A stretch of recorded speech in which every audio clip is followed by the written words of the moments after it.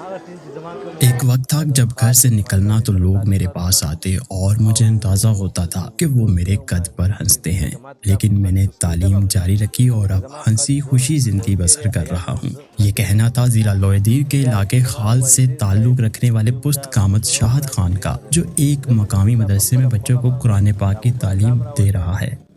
تقریباً 3 فٹ قد والے شخص خان کو بچپن میں بالکل اندازہ نہ تھا کہ ان کا قد مزید نہیں بڑھے گا، لیکن جب وہ بڑے ہوئے اور گھر سے باہر لوگوں سے ملنے جلنے لگے تو اندازہ ہوا کہ چھوٹا قد لوگوں کے لیے دلچسپی کا باعث بننے لگا ہے۔ شاد خان نے بتایا کہ جب 2014 میں گھر سے باہر نکلنا شروع کیا تو لوگ مجھے دیکھ کر میرے پاس آ جاتے تھے۔